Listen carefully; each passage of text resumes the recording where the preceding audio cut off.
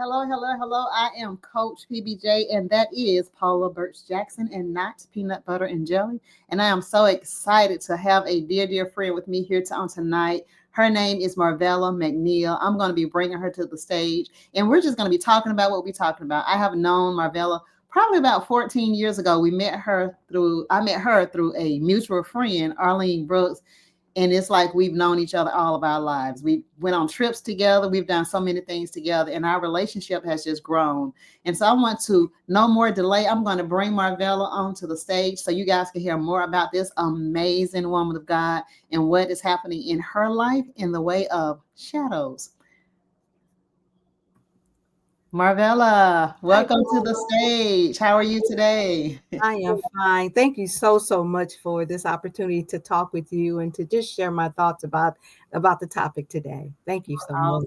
Awesome, awesome, awesome, awesome. I was just sharing with them, Marvella, that we've known each other for about 14 Oh, years, and we've traveled together. We went to concert together. We went to mountains together. We've stayed on the beach together, I know. It's like, what have we not done?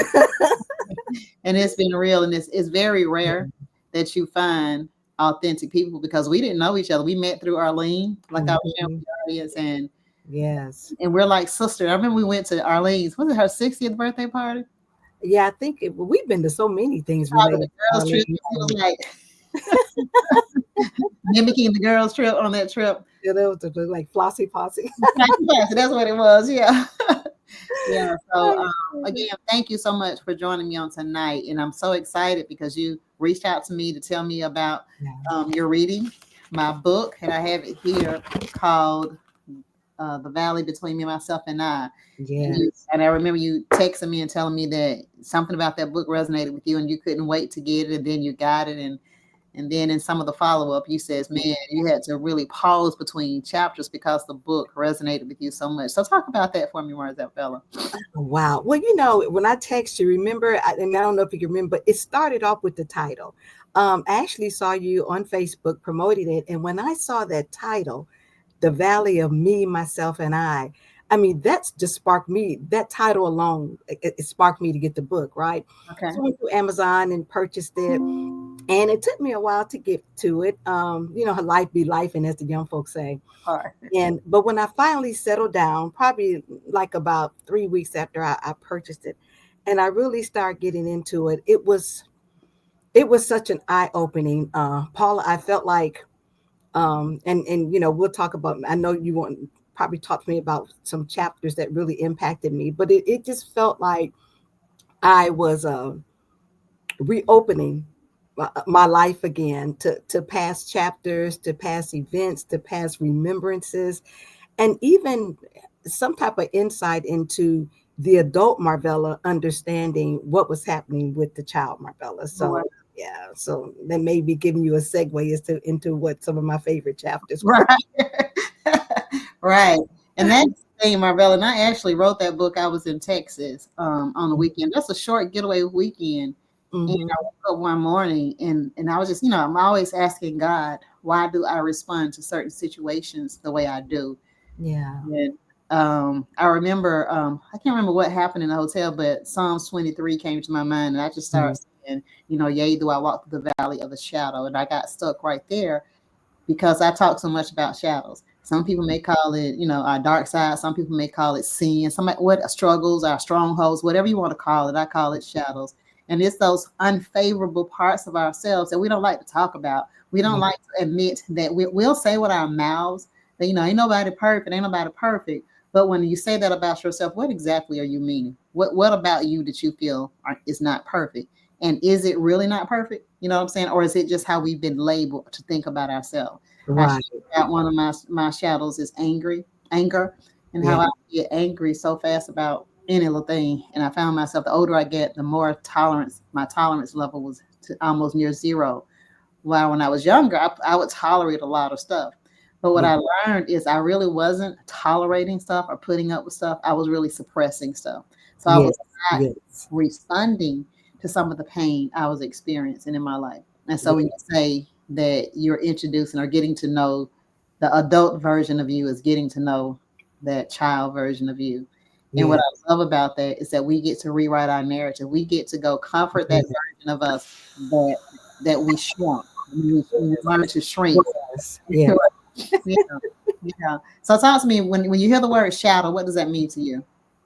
Well, the first thing I think about is in a dark and non well lighted place. Mm-hmm. Um, and, most of the time when I'm in that place, not having someone there as a support system to help me see the light or guide me through the light. I just think about this dark, dark box of Mm-hmm. understanding, of feelings, of emotions, and I don't have any help on how to dig out of that box. So to me, that's kind of what a shadow is, to me. Wow. Um, that's primarily it. Another form of maybe a shadow is um, kind of like abandonment, Mm-hmm. and that kind of speaks to, and I have to talk a little bit, about the history of my life. Mm-hmm. Um, I always, well, it started off when I was, when I was born. Mm-hmm. I was a bald headed, very dark baby coming out of the hospital. I had 3 strands of hair coming Mm-hmm. out my head, and I was born on St. Patrick's Day, so I had this big green bow. Mm-hmm. My lips were very chapped, Mm-hmm. and so for the most part, there. But I didn't see that. I have never saw a picture of me as a baby. The first time I saw a picture of me, I think I was like 3 years old, Okay. and so in our house growing up, my mother had pictures of it is 6 of us, 3 boys and 3 girls, and she had pictures of everyone, baby pictures of everyone except myself. Oh wow. And so she would display them in the house. And so there comes a time where you didn't recognize that, but then there came a time when I kind of recognized that as a child, and especially going into my adolescence, early adolescence years. And so when I asked her, "Hey, Mama, I haven't seen a baby picture of me," and the conversation would turn. She would just shut me down, and she just would kind of avoid the question. So Mm-hmm. in my mind, I'm starting to think, I mean, was I just an ugly baby, or was I not attractive enough when you don't want to take a picture of me?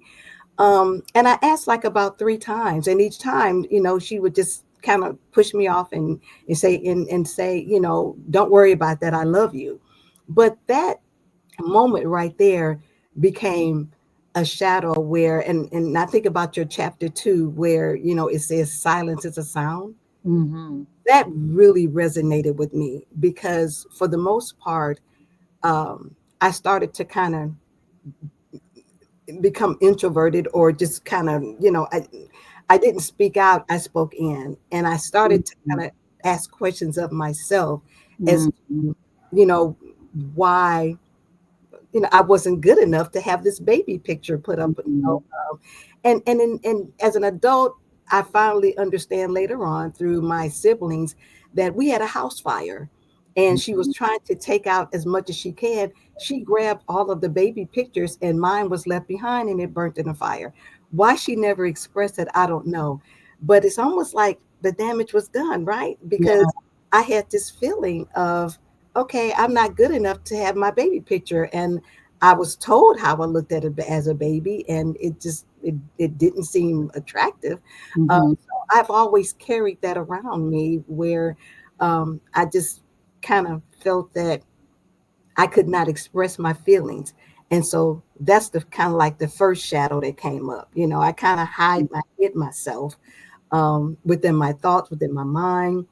Um, and I really kind of felt that it really had an impact on my childhood and even adolescence. Um, I- so yeah. That is so amazing to me. The one thing I like about this book is that you think that you're the only one that experienced something, and then Mm. you find out, like, wait a minute, that sounds a lot like my story. I did not have a lot of baby pictures. There was actually one. Remember the Polaroid cameras where the picture came out? Hmm. There was only, Hmm. there was only one picture of me as a baby, and that was that picture. And I was literally sitting on the porch of my aunt's house, and I was crying. So it wasn't the previous picture. Yeah. And like you, I didn't have a whole lot of hair on my head, and I was sitting up there and crying. And the only stories I heard about myself as a child is that I cried all the time. Yeah. But all of my other siblings also have the photography pictures. Now, I don't remember me asking about that question. I know that I thought about it a lot, like why don't I have baby pictures like my sisters and brothers? Yeah. However, when I was born, I did find out later that my dad was not working. Hmm. One and only child that was born when my daddy did not have a job. So the times was hard for my family, but they didn't have money to get pictures and stuff like that.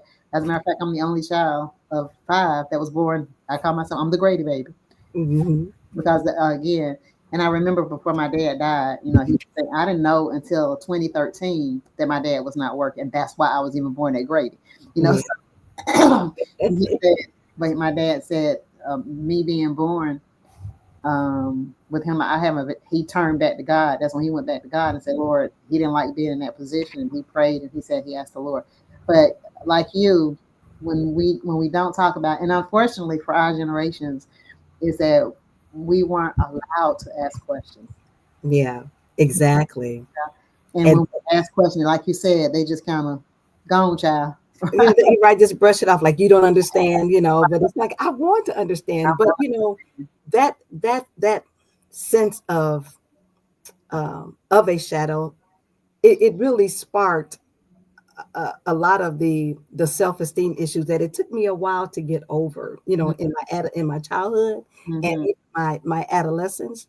And that So was after you heard what happened with your picture. Still, that, like you said, that seed was already planted. The damage was already done. The it shadow was was already formed. it was already formed. Mm-hmm. And so for the most part, then I like how your book talks about, so I began to mask it, right? So I began to really mask how I felt, and what made it kind of worse, staying on the same scenario right quick.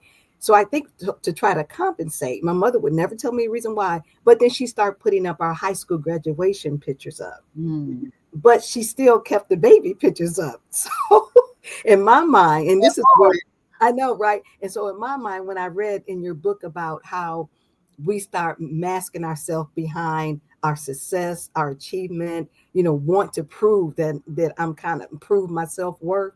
Like subconsciously, I think that's when I became kind of like the achiever, Mm. because I subconsciously, I think, wanted to prove that, hey, I belong. I mean, I belong, in this family, because people would come by and they would look and compliment on the pictures, and there was something about that just etched in my mind. Yeah. So I decided to be the one where I was the first one to go to college. I think I suffered a little bit from that middle child syndrome because I What had number were you in the lineup? I was out of six kids, I was number four. Okay. And the older ones would get, they had issues and get in trouble, especially my older sister. Mm-hmm. Um, I saw how she lived her life, and my mother paid so much attention to her because of the kind of like the little bit of problems that she was solving. So, and then the baby sister was kind of like given a free pass, so to speak. Oh And my so, God. and basically, I was the first one to kind of be treated like a child adult. So I looked at that and I saw what my older sister was doing and said, okay, well, I don't want to do that, right? Mm-hmm. So I think that's when I started to have a starvation. I think an emotional starvation to please my mother. My parents got divorced when I was in the second grade. Mm-hmm. So my mother, it was just my mother and us, the six children. And um, that's another part of my life too. Mm-hmm. But for the most part, I just wanted to be the child that she was proud of. Because again, harping back subconsciously to that picture, I'm thinking, well, and before I found out, well, maybe you just weren't proud that I exist and I'm around, but I want to subconsciously, I want to prove to you that, you know, I am a good child. Mm-hmm. So I was the one that was getting a lot of the good grades. Like I said, I was the first one to go to college. Um, and I always would, even when I got my first job, I was buying gifts to give to her. And even though I was doing that out of love, but when I go back and read this book, I realized that that was part of wanting to be the unifier, wanting to be the person that didn't rock the boat, so to speak, and also achieve so that I can get along in this family with that middle child syndrome. That kind of makes sense. I mean, Girl, we got too much in common. yeah, all that out, I'm, I'm, Paula. I'm housed between two sisters too. It's five. Well, it's total six of us as well. Three Uh-huh. boys, three girls as well. And I'm actually number three. So Uh-huh. it was my oldest brother, my sister, then me, and then my uh, I have another brother, and then a sister, and then a brother that's the baby.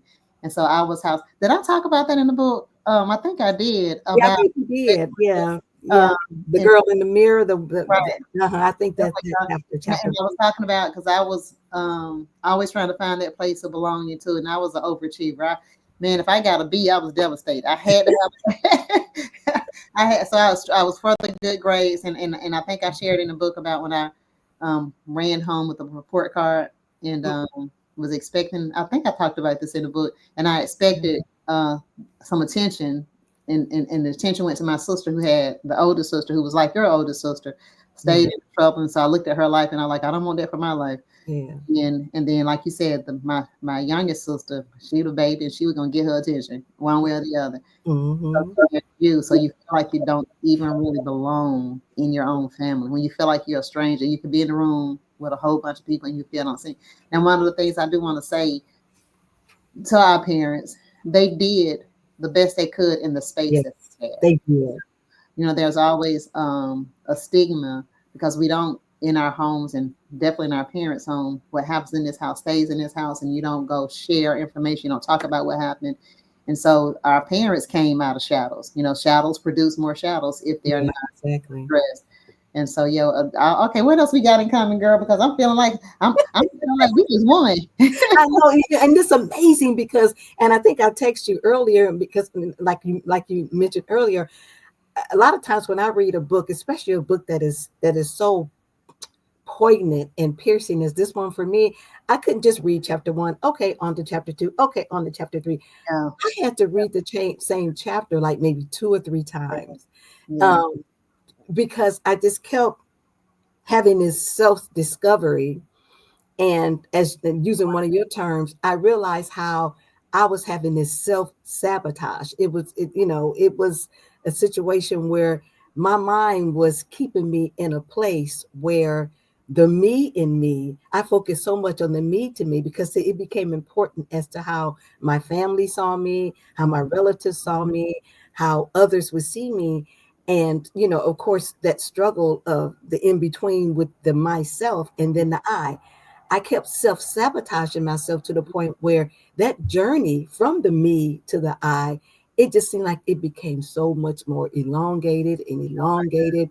So, as I go through my life and think about the things I was involved in, the efforts to work, whether it was on the job, whether it was church work, whether it was my sorority, a shout out to Delta Sigma Theta Incorporated. But okay. I know. I love my D9. I still love you, Sim. I love you. But it was you poured yourself into that, helping to give self identification.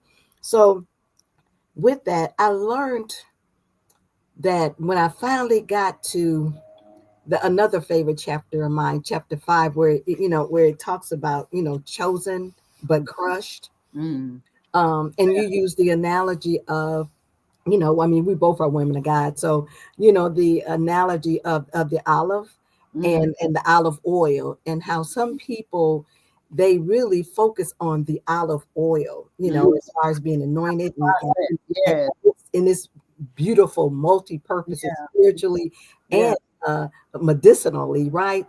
But what did it the olive had to go through some crushing, some Mm. pressing, so some pressing, Yeah, torn apart to be able to produce that oil, which became physically and spiritually medicinal, right? right. And so when I read that chapter, it is like, and this to me, this was the anchor chapter to help me realize, Marvella, I'm okay.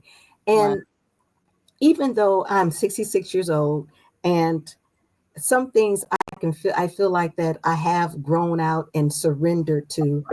When you think about it, and again, I think about that podcast you did on self-sabotage. These things can resurface itself. It can resurface. Mhm. It can be triggered. Mhm. And there's situations or circumstances that happen. And I feel like I am just revisiting the same thing from the past, Yeah. and I finally have to realize, I'm okay. Look, I'm still here. I'm still here. I'm still thriving. I'm growing. As a child of God, I know that I'm happy as far as how far I become, but there's still that little girl in me that that I always want to make sure that I am honest and open with, because I have to continue to love and appreciate me and how thus far I come through the grace of God. So, Mhm. And that's what shadow work is all about. And I know, mhm, and shadow work is nothing new. It's been around for years and years and years. It's just one of those things that we don't understand, and so we kind of shy away from it. And sometimes it sounds like it may be demonic, but it's so healing because mhm, you talk about what I say for us. Go back to that dark side of us, and I think I shared with you how I even came about doing shadow work. Um, mhm, we were looking at a video on social media of this little 2-year-old girl that seeing her shadow for the first time. oh And yeah, literally running from it, and she was terrified from it. And I kept hitting replay on about the fourth time. I said, "Man, that is just so funny. That's so cute." She ran from herself, and I literally heard God say, "Just like you." And I'm mhm, like, "What?" And so it's those parts of us that we run from. We run from being the only child in the house that don't have a baby picture on the wall, and so it hurts. So I internalize it, and I don't know that I've buried that thing, and then it comes out. You say you're yeah, 60, you're in your looking good self. You're in your 60s, and now here we are having a conversation about an experience that you had as a child. One of mhm, the things I want to ask you, Marvella, so now that you've read this book, because my hope in people reading this book is they learn how to follow my step. I call it the chase, face, and embrace stages. And, mhm, and even going to the place that once we embrace it, we can replace it. And mhm, so, first, I said, as you were reading the book, you chased back some emotions that it brought up for you, and you realized the root or the seed of those emotions. And then mhm, you embrace it. You said by the time you got to chapter 5, you said, "I'm okay." And then mhm, now we have to erase it. Now you get the chance to go back to that little girl self of yours and say, mhm, it wasn't intentional that my mom did put that picture on it. She loved you just as you are. Now I know you probably want to see what that little bald head baby with the 3 string looked like, because I bet she was adorable, adorable. But unfortunately, nature took its place, yeah, and but you have to go back to her and tell her. And sometimes we have to reparent ourselves. We have to go back to that little girl person of us and tell her, comfort her in those places. Because if we're in our 50, late 50s for me, I'll be 60 next year. If we're yeah, in those places and this stuff is still coming back up, then that means we have to go back to that place and heal it, right? yeah, So yeah, and like I said in the book, I talked about I haven't reached to the mountaintop yet. I'm in the middle. And in the middle for me is that place of recognizing, wow, yeah, this was an experience that I had, but it doesn't define me. yeah, And even if I had to do it all over again, would I want to change some of those shadows, go back and change some of those places? And I would say no, Novella, because it's a part of who I am today. I yeah, need to understand her. I need to understand what made her respond the way she does. So now when something triggers me, I'm able to handle it a little bit differently. So for yes, like I said, is anger. Now when I get angry, rather than just going from 0 to 100, I may go from 0 to 10, but I can will myself back in and say, you know what, let me just take a breath. Let me just walk away from this because it's not that serious. exactly, So I have to say, now what did this just trigger? What is this comment, this statement, this experience? What did it just bring up? Then I get to again go back to the stuff again, face, chase, embrace, so that I can replace it. So, mhm. what are you saying to that little girl, Marvella? Well, I'm saying, and I'm borrowing this metaphor from your book. This is one of your chapters. My climb had to begin, right? I had to the point where, like you said, whenever some of those self-sabotaging triggers would try to immerse itself, I didn't want to suppress it. I wanted to address it. And Mm-hmm. I wanted to address it, like I love in your book the analogy of the mountain climbing, right? Mm-hmm. I can't climb and get to a mountain in one day. Mm-mm. It takes a step by step journey. And in doing that, I have to, first of all, I have to acknowledge that mountain. I mean, I have to acknowledge that it's there Mhm. and it keeps, I can walk away from it, but Mhm. eventually in my lifetime, I have to come back to it. Mhm. And coming back to it, then I realized I have to I have to work towards conquering that. Now that may be a rest of my life journey, but I do know this. I do know that as I take each step towards the healing, I have to realize that I have to acknowledge it and I have to address what I was feeling back then and really how it's manifests into how that recurs again. Like you said, whenever that trigger happens, I have to remember that I'm part of a life's journey climb. And of course, with the power of the Holy Spirit, because I'm a woman of God, I know you are too. And with the power of the Holy Spirit, the power of God, I'm, working on it day by day, Paul. I have to be honest, day by day. But I do know that the approach that I had in the past, realizing that, okay, now that I'm more educated as to what happened, going back to that picture scenario, I Mhm. know that that's where I can start. And I can say, my mother loved me. Mhm. It was just one of those things where we all, people we interact with, they go through some things as well. Mhm. And, it's a situation where not understanding that, but knowing that back at that time, my mother did the best she can and Mhm. she loved me. And I have to really embrace that. Mhm. And I do embrace that because my mom and I have a great relationship. But during that time, like I said, a single mother of 6 kids, she Right. was going through a lot that I didn't even realize. All I saw was you didn't have my picture up there. Right. Right. I have to go back at that point and address those feelings of abandonment, rejection, uh, worthlessness, and I had to start there and then move forward. And Mhm. that's kind of like that was like the beginning of my climb. I progressed in my climb, Mhm. but I'm Of still course. climbing. I'm still progressing Yeah. Like because certain like triggers. you're in the middle. I'm in the middle because certain triggers happen in life where, if I'm, you know, uh, involved with something, whether it's work, church, or whatever, and I get this feeling that I am not being heard. I'm not being seen. I'm not being respected for what I want to comment, communicate, or whatever. My mind goes right back there again. It's like, being ignored, right? My picture is not on the wall. Wow.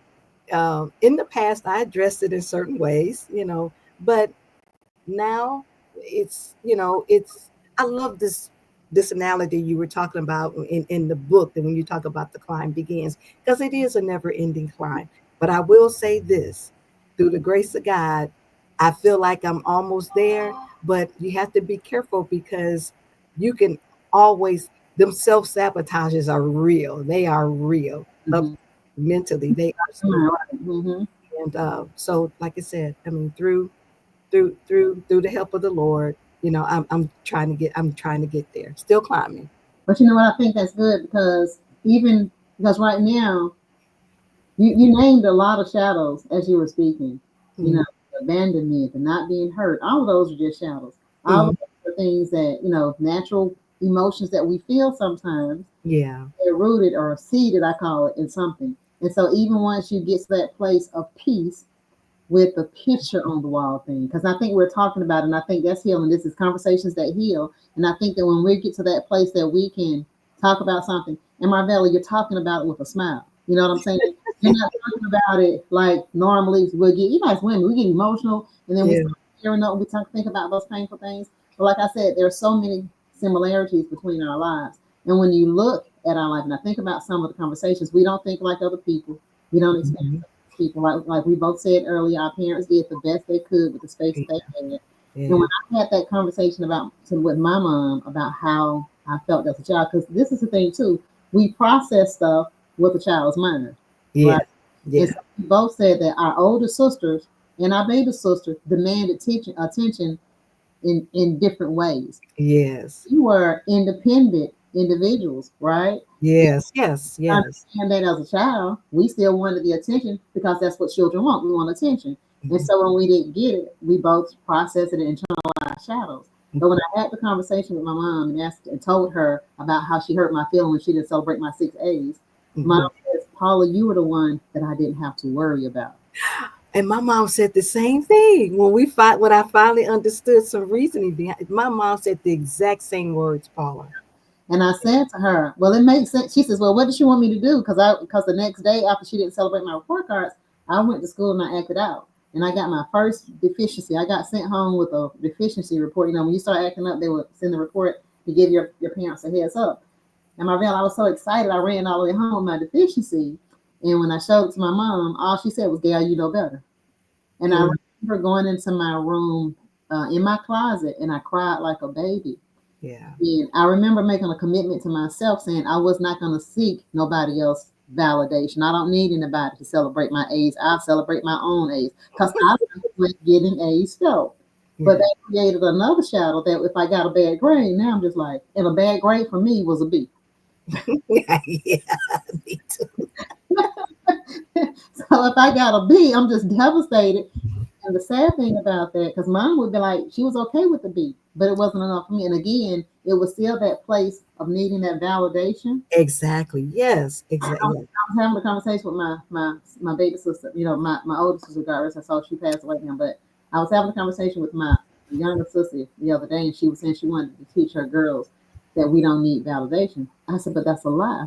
And that's another shadow that we have carried on, and we're creating it because we all do. Everybody needs to know that data boy. We all want to hear data boy. We all need validation, no matter how many times we make our mouth say that we don't. We Yeah. all need to be valued. We all want to be appreciated. We all want to know that somebody cares about me. Yeah. That's just the human side. That's just On the side. But when we don't get it, especially in our childhood, we begin to tell ourselves that we don't need it. yeah. And that Yeah. Oh, that's a good point. Yes. shadow Yeah. gets Yeah. deeper and deeper and deeper. And we even get, girl, I even got a scripture for you to say, I don't need no validation because David said, I encourage myself in the Lord. Thank you. I think about that song. Sometimes you have to encourage. Yourself in the Lord. And even though David did that, that didn't mean that David didn't need it. He had to, there was nobody there. So it's good to learn how to encourage yourself in the Lord. But at the end of the day, we're still human beings. And we do require that no matter how many times we lie and tell Yeah. ourselves that we don't. And until we start facing our own shadows, Yeah. as long as I can own my own stuff, as long as I can go back and see why I interpreted things the way I did and why I felt like I have to own even my experiences, right? And Yeah. because if I created it, even though it was indirectly because we felt the way we felt as children, Yeah. now I get to, this is what happened. This is how I interpret it. The reason I interpret it that way is because I didn't see a picture of myself as a baby. And when I Yeah. asked my mom, she didn't say anything. So I interpreted that as I'm not loved. And that's not at all what your mom was saying. Exactly. At all. Just at all. She was saying, now I got to go tell that little girl, you tripping. That ain't what your mom was saying. What had happened was, and have that conversation with that little girl self and set her free. Exactly. And Yeah. and that's why, and this is a good segue, I'm going to promote that part of your book that talks about when you go, I went through this journal prompts for the journey ahead, Okay. because now that I acknowledge, I need to move ahead, start, in the middle of the climb, I need to continue my climb. Yeah. And we need all type of support, family, friends, resources to get there. And this book is just one of those resources to help me the journey ahead. I like the journal prompts, that you really strongly suggest, and I strongly suggest that anyone who gets the book, when you finish the book, please go through and read the questions and try to address and journal, the prompts, that for your journey ahead. Because part of what I liked about the book, The Valley Through the Valley Between Me, Myself, and I, is I looked at it in three phases. It was acknowledgement of, who I was and where I need to be. And it was me having to do some self-assessment as to how did I get from the person that people saw who I was versus who I really am. And so how do I prompt myself for the journey of ahead to peace, to peace, to Mm-hmm. peace, and living the life that Marvella McNeil is meant to live here on earth. Marvella McNeil, not anybody else. Man. Marvella McNeil. And that's, this the journal prompts for the journey ahead, has helped me through that. So Man. yeah, that's a Thank good segue. That's a good segue. I tell mean, you what, Marvella, you about to make me go read this book again. I recommend it, Coach PBJ, that's a good girl. So tell me about the chapter because you alluded to quite a few of the chapters in the book, and it's really a short read. The Yeah. chapters are not long. And intentional. That was really intentional because God says that I can't. Sometimes we get information overload, and it's a little bit Mhm. too much. But God says, no, keep it short, keep it simple. Because I think some of the chapters are only 1 or 2 pages, maybe 2 or 3 Yeah. pages at the most. And Yeah. so I talk about what I'm talking about, and I keep it real simple, just sharing the story and what it meant to me, Yeah. and some Yeah. instructions. So of all the chapters, which one was like, oh my God, this one is it right here? You talked about chapter 2. I know. I think you talked about 4 and 5. What was the chapter that stood out the most for you? Oh wow. Honestly, I think that the one I think is in chapter 5 that chosen. Let's see. That's the one that really stood out to me. Chosen but not crushed, because Oliver, about the olive. the olive oil, and I like the reading at the end to say that, you know, uh, I'm just going to read what it says. It says, it is the surrender where you find the I again. When you surrender and you realize that, hey, I'm okay, I'm still here, I'm not quite whole, but I'm on that journey to being completely, completely whole. Mm, So it talks about, I think chapter 5, this title, Chosen but Crushed, it's a sandwich between, I think it's a microcosm of the book in itself, okay. because you talk about, when you think about it, out of all your chapters, if I had to pick out one chapter and really read it to really represent what this book is all about, It'll be chapter. chapter 5 sandwiches that. Okay. As I mentioned earlier, it addresses, it helps me to look in the mirror and address who I am, help me to assess why am I feeling these ways and what Mm, triggers are happening to make me feel this way. Okay, and now I have an opportunity and a journey to make myself whole again. Or if I am working towards becoming whole, really help solidify that wholeness.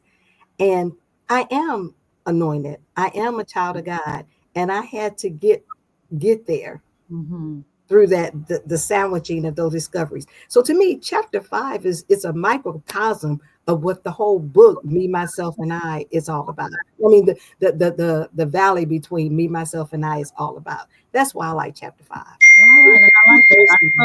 I am gonna have to go back and read my book again because you have really meant a look. I was like, did I talk about that? Yeah, and I talked about that. But and again, for the listening audience, when I talk about the valley between me and myself and I, the me is the version that the world sees. Mhm. It's who the world expects us to be. At Yeah, least in our head is who the world expects for us to be.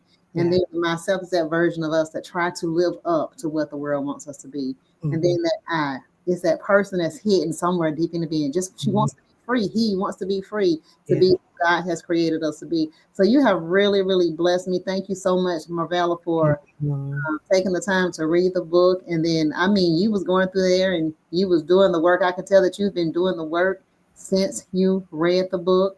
I Mhm. do you feel like there's a new level of healing that's beginning as a result? Oh yes. Oh yes.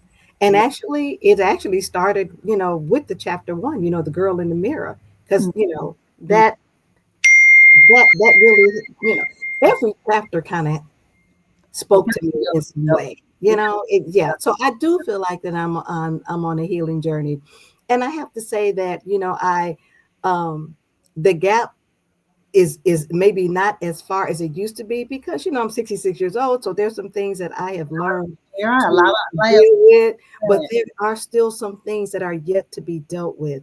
And this book helped me to acknowledge that. And I think that's the key thing, because we as women, we feel like that because we're a certain age, Mm-hmm. that we have gone through and addressed all of the issues and situations in our life that can be self-sabotaging, and that is just so not true.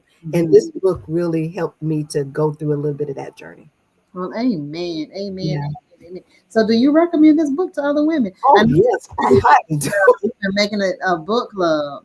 That you think that it should be a book club, and several women have talked about that, and I know that I do want to have a maybe a small group of women and read it, and then each one reach one so that we can start helping each other. I love small groups because when Yeah, you're in small groups, we all get to hear everybody's stories and realize that we're not alone in this game called life. And I yeah, know the name of this podcast is this game called life: how to master the game and win. And when I started this podcast a couple of years ago, I had no idea the journey that it would evolve into. yeah. And so this episode has been amazing. The conversation that heals and you're sharing your story, girl. We gonna have Thank a you, whole lot of sis. time on our next trip because we like twins for real. We the for I real. was like Flossie, but we are like twins. And I tell you, and I will say this, um, Coach PBJ, you have several outlets to help educate, enlighten, and uplift women. One is through your podcast, of course. One is through your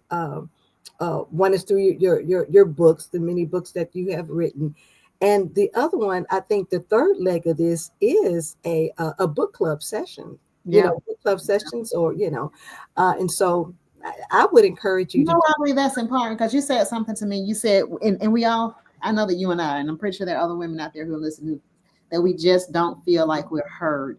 And so the book club will give us an opportunity to be heard Yeah, because we have a small setting like that. Everybody do get a chance to share what yeah. it spoke to them. And I think that is a great opportunity. Let me ask you this. Do you think that this book can also help men? Oh, of course, of course.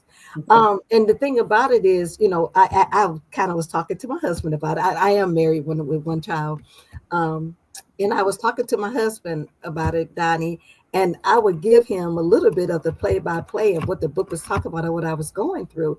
And Mhm. then as I got kind of halfway through, I was thinking like, I know she's addressing women, but this is a book for the soul. So yeah, I just so happen to be a woman, so I speak from the space that I'm in. But I Yeah. know my husband has read the book too, and he really enjoyed it as well. So Great, great, at great. the end of the day, we all have shadows. We all trying We to do. get to that place of peace in our own hearts and our own mind. And I'm just grateful that God laid this book on my heart and that I was obedient and that you were blessed by it. And Yes, so thank you again, Marvella, for joining me on tonight. I know that you have helped a lot of women, starting with me, and I can't wait to hear the amazing testimony. I can't wait to hear the rest of your story. And so we're gonna start the book club, and I'm gonna start reading again. I'm gonna call you and say, "Girl, look at this page right here. What is?" I know, I know. Include me in one of those book clubs. I'd be I glad would to. definitely do that. So, Marvella, I'm gonna end the podcast right now. So just hold on for a moment, and I'll be right back. Okay, thank you. You're welcome.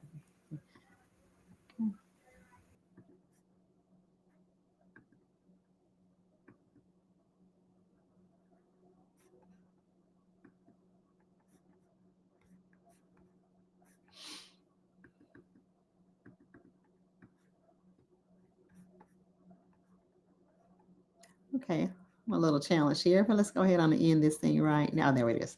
Bye. See you guys later.